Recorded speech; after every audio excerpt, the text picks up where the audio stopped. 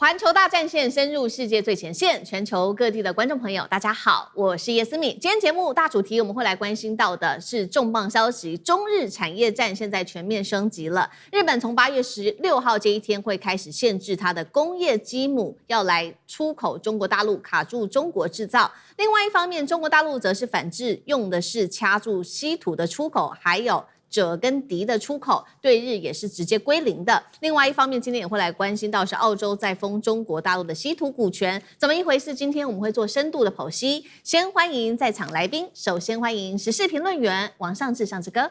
四面好，觀眾朋友大家好。中華戰略學會資深研究員張健老師。主持人好，各位觀眾大家好。好，還有資深媒體人彭華幹哥。四面好，大家晚安。好，觀眾朋友，我們節目開始前記得幫我們節目按讚。那麼環球大戰線的會員頻道已經成立了，觀眾朋友，如果您還沒有按下加入鍵，趕快記得按下加入，可以獲得最快最及時的這個大戰線的資訊哦。那麼如果希望跟我留言互動的，歡迎在留言區寫下思敏你在哪一個城市收看，一樣我會親自做回復。今天有關於中日的產業戰呢，我們趕快來看到的是，已經不再是單純的一個貿易戰了，這一次雙方打的是這個包括了高端的製造業跟戰略資源的一個核心命脈，怎麼回事呢？我們先來看到，一邊是日本，他現在拿着他的高端機床來當做他的武器，來卡住中國製造業的升級。另外一邊，中國大陸現在呢祭出的是稀土還有稀有金屬來反制日本，當做他的籌碼，要掐住日本高科技的原料命脈。先來看，這是最新消息，日本的最新消息，從8月16號開始就會正式的收緊它的精密機床對中國大陸的出口管制了。高市早苗甚至自己親自跳出來說，相關新的申請是否接下來會放行，他會來親自做審核。連高市早苗都已經出來喊話了。那麼為什麼要這麼做呢？因為他們希望能夠卡中國大陸在半導體、航太、機器人、汽車、軍工領域的發展，這一些領域要發展都需要用到高端機床，而中國大陸現在的弱點恰好是它有70%的需求，至今都還是仰賴日本的。那麼我們也來看到，就在這個日本宣布對中國大陸的這個限制之後，但是呢，中國大陸對它的機床的訂單需求仍然是持續增加的。先來看到3月份，日本對中國機床訂單是達到了500多億日元，創單月的新高。6月份，中國的部分更佔日本海外機床訂單接近達到了40%左右哦。所以呢，我們現在也看到這個日本對於中國大陸的限制哦，已經不是單純的出口限制而已了，它也是試圖卡住中國大陸下一代製造業的升級。那接下來中國大陸怎麼辦呢？真的會影響到中國不管是在半導體、航太、機器人、軍工升級等等領域的發展嗎？尚志哥，請問怎麼看？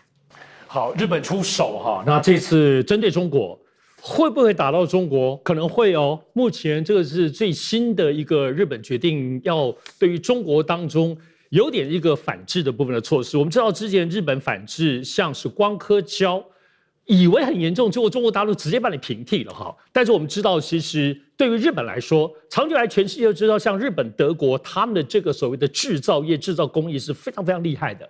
而它厲害的最核心之處，其實就是這個我們講精密數位機床。這裡頭運用當中，我們講那些精密螺絲啊，你要鑽洞啊，你要車床啊，你要齒輪要磨，這裡頭不止這個機器厲害，包括人去做這個機器，人去保養這個機器，那個0.幾微米的部分哈，那些老師傅，而且你弄完之後，這個它那精密的卡準。所以呢，甚至包括，而且你這個機器10年之後都沒壞哈，這就是日本這個所謂的精密，我們講精密製床或精密機床的厲害之處。所以所有現在在應用的，可不是一般的工業，是它通常用的部分是最精密的，比如說航太，比如說一些軍事武器、半導體的部分，還有最新現在人形機器人的一些減速器，包括一些關節所在的部件。都需要這個東西。好，就日本為什麼突然這樣子哈？那它當然是針對一個叫做輸出貿易管理法去修這個法。這個法呢，其實2024年日本就開始一定在修哈，因為已經很久了。只是修着修着當中突然加速，而且就是在這幾天突然這樣子宣布。好，它宣布是有備而來的。要知道現在所謂這個精密機床是什麼概念？中國大陸的70%都是來自日本，而且中國大陸現在的技術還沒有完全的攻克。剛剛講航太業、軍工業在這裡頭其實都是最大的關鍵哈。因此，而且這次我們看它裡面的內容，它主要針對的是什麼？是針對於5軸聯動。各位，1軸、2軸、3軸、4軸、5軸，你不懂制造也清楚嘛。而且這作為最精密的5軸聯動是它鎖定的。那有3軸跟比較低些的5軸不在這個管制之內，所以它就是最厲害、最精密的管控你，而且它管控了整機哦。管控的核心的零組件，如果中國大陸你現在有的，你要後面買零組件，比如說什麼航空公司啊、基潤公司，你要買零組件沒有了，逐一批。還有關鍵的設計軟件，所以你可以看到這是全部嘛，它全部就把你控制住哦。那現在其實這整件事情的部分影響，剛剛講還不知道，但是總體來說，中國大陸評估。有可能會影響2-3年，要到中國大陸能夠全部攻克，有可能2-3年才可以。所以現在受過的影響，但現在整體評估，這一次到目前為止，日本的部分並不是死絕的把你切斷，它可能還是有一些漏洞。或者比如說，第一個它不是全部的禁運，你還是可以申請審批。只不過剛剛講高市早苗是都放話了哦，如果你現在最新的部分，他們現在預估中國大陸的軍工業啊、半導體的業，你是80%，大概是絕對不可能，你申請他也不會給你。但是現在可能的途徑就是像先前在稀土，日本也是這麼做。繞到歐洲，也就是說，現在如果第三國的二手機，或者繞到部分是國外的子公司生產呢，子公司貼牌的，目前就不在這個禁運裡面，所以這裡可能有這麼一點點漏洞。我想高市早苗為什麼突然這麼做，可能跟他最近的背景有關，還是值得講一講。要知道，最近其實日本跟以色列方面已經在接觸，準備要簽訂更大規模的部分的所謂的軍事同盟的合作。這裡頭包括以色列準備打算把包括無人機、包括一些導彈以及各式各樣武器，包括軟體，要整個什麼樣規模呢？1600億美金，包括日本在內一起合資，要準備把這個生產線轉移到日本，那這個是最新的，而且現在先前烏克蘭跑去日本接觸講無人機，對不對？是很快的，他們談1個月就簽了，這個簽了當中前地點包括後面的生產合作的公司全部都已經確定了，而且快速要上線生產。大量的現在包括烏克蘭無人機，所以我認為高市早苗現在最近有一個迷之自信，就是說對於對抗中國的部分，除了有美國撐腰之外，當然剛剛前面講的背後也可能是美國的意志，所以他突然有個覺得對中國有強烈對抗的能力，所以我們認為現在看起來他有關於這部針對日本精密的這個機床，而且確實是對於中國可能有一點卡脖子，而且卡在航太、軍工跟機器人這些前瞻發展上，所以推出這個部分的對抗的部分的政策有沒有效果？我們可以繼續觀察。好，所以現在高市早苗是突然間有了底氣了嗎？有來自於美國跟以色列，特別是在軍事上面的協助，是不是就更有底氣去對抗中國大陸？所以今天祭出了一個最新的這一招嘛。那另外一方面，中國大陸有沒有反擊措施？當然有了。我們趕快要來看到，其實中國大陸的反擊力道是非常非常大的。就是對日本祭出的稀土的出口管制。我們先來看到統計的最新數據哦，光是今年上半年出口給日本的稀土已經一口氣暴跌51%了，6月份更狠哦，年減幅高達了80%。主要的關鍵就是在重稀土對於銻還有銻的日本出口是直接歸零的。銻跟銻為什麼這麼重要？就像是日本去封中國大陸的機床一樣哦。銻跟銻同時也掌握了可以影響日本的，包括了軍工設備、高端製造、電動車的馬達，甚至是精密電子等等。另外一方面，除了掌握這個礦產原料之外，中國大陸更掌握了一系列，包括了這個從採礦啊到分離、冶煉等等。供應鏈的整體技術，大家就在看說，那中國大陸現在對日本的這個稀土出口如果減少的話，是不是稀土相關的企業他們的獲利就會減少呢？結果是不減反增了。我們也趕快來看到最新數據哦，中國稀土集團今年上半年淨利潤年增幅46%，北方稀土預估上半年淨利潤年增幅更是暴增了121%，代表說價格提升，雖然說這個出口減少了，但是價值更高了，所以8月份稀土價格哦，從2025年8月以來已經上漲幅度高達了30%。這個是中國大陸對於日本在稀土方面的制裁。另外一方面，中國大陸也強化，剛剛講了嘛，美國跟日本在一邊，所以中國大陸也強化對於美國的稀土制裁。最新的方法是因為他要報復美國所做的這一件事情。美國在今年上個月底把43家的中國大陸的企業列入防止維吾爾人強迫勞動法的實體清單當中，所以制裁的企業已經增加到187家了。所以中國大陸現在想到辦法來治美國了。這位是高志凱，他是中國全球化智庫副主任。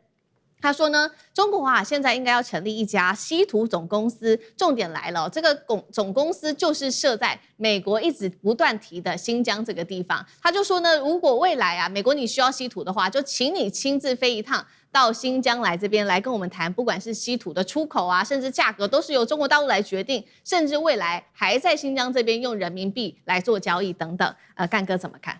日本很少這樣，你看收緊了精密的機床的出口管制，他很少這個樣子，而且他現在學的都是我們中國這一套，就是說加嚴審核，你知道加嚴審核的意思？日本是一個最假仙的，就是我們台灣話就是說很假仙吶，表面上很有禮貌，那個肚子裡面全部都是刀劍。他坦白講，他說我不是不賣你但是我現在從嚴審核，意思跟不賣你是差不多的意思啦。那會不會影響到這個中國的整個生產鏈呢？跟供應鏈呢？可能是會的。上次講沒有錯。那你以為中國就可以讓你這樣挨打嗎？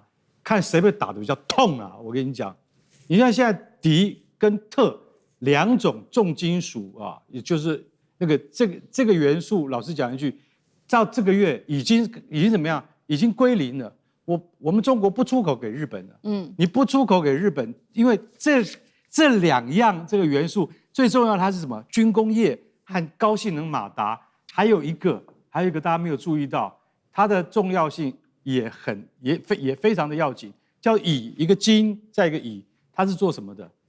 癌症醫療設備要用到這個鋰還有什麼？還有半導體設備也要用到鋰，所以說鋰這個東西也很重要。總共7種這個重要的稀土都已經被中國下令先暫時，但是坦白講一句，中國不會完全斷供，你不能完全斷供，為什麼？因為你完全斷供的話，那就代表是針對性的，你就是針對我日本的。但是中國不能在這個階段裡面還沒有到要打仗的地步，我還不能說我就不賣你，對為什麼？你要等到什麼時候？像美國在2次大戰之前跟日本講說，我現在石油就不賣你了，日本就準備打了。你知道我的意思嗎？就說這個叫戰爭宣示、戰爭行為，所以還不到那個程度的時候，現在中國一定不會講說我完全斷供。那但是在這個時候呢，老實講一句，是美國就在幫腔。你知道，美國你看國土安全部他竟然上個月底就說中國已經有100多家被列入管制了，你這些企業都跟軍工有關係，那我現在又多加43家。這43家是哪一種的？就是中國的企業裡面有銅、有鉛、有黃金、有服裝，最重要的是什麼？你知道？最重要的就是棉花。他又把那個防止維吾爾人強迫勞動法，他又搬出來了。他說：“你現在不是只有維吾爾人你還有吉爾吉斯人還有哈薩克人都牽涉到被中國當局奴役，進入什麼再教育營。”那好了。中國的智庫副主席高志凱他就說：“好，你要這樣子是不是？你美國要跟着日本一定要這樣子搞我們中國沒有關係。那我們中國應該要成立一家中國稀土出口總公司。這家公司要設在哪裡？你知道？要設在新疆的烏魯木齊，而且不接受任何電郵，也不接受任何電話，也不接受任何網絡訂購。要買稀土是吧？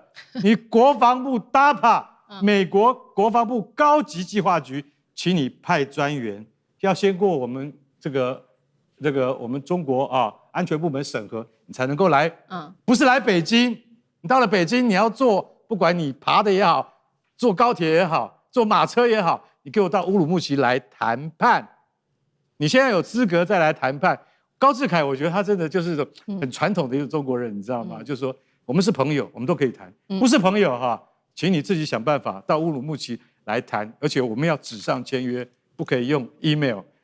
這個真的是，然後等一下簽完了之後要用人民幣付款，不接受美金所以這個就是說，如果你真的要跟中國鬥爭的話，那下場不好的絕對不是中國，而是美國或日本你們自己。